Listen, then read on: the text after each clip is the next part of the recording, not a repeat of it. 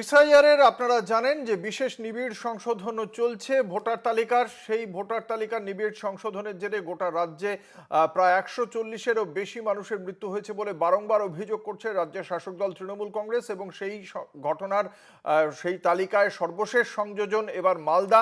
SIR এর চাপে একজন বিএলওর মৃত্যু হয়েছে বলে জানতে পারা যাচ্ছে। মালদাতে এই ঘটনাটি ঘটেছে, মালদার চাঁচলের ঘটনা। বিশদে জানবো, আমাদের সঙ্গে রয়েছেন আমাদের প্রতিনিধি রুহুল আমিন। রুহুল, কি জানতে পারা যাচ্ছে?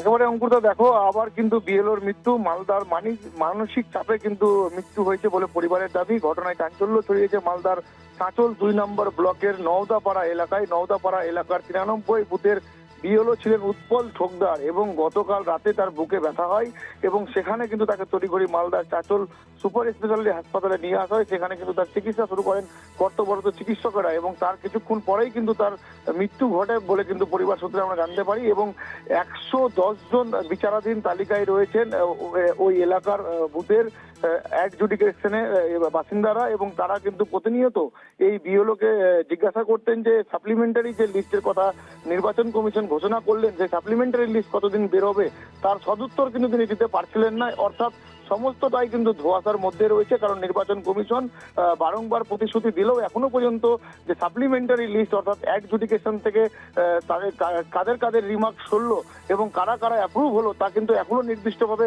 কোনো রকম লিস্ট বের হয়নি। তার জেরে কিন্তু তিনি রাত্রে অসুস্থ হয়ে পড়েন এবং পরিবারের লোকজনের সাথে কিন্তু তিনি আলোচনা করেছিলেন বলে কিন্তু পরিবারের লোকরা জানাচ্ছেন। এবং তারপর হঠাৎ তার কিন্তু হৃদরোগে আক্রান্ত হয়ে যান তিনি এবং তার তড়িঘড়ি তাকে হাসপাতালে নিয়ে গেলে সেখান থেকে আজকে সকালে তার মৃত্যু ঘটেছে বলে কিন্তু খবর পাওয়া গেছে। অঙ্কুরদা, ধন্যবাদ। আমাদের সঙ্গে ছিলেন আমাদের প্রতিনিধি রুহুল আমিন।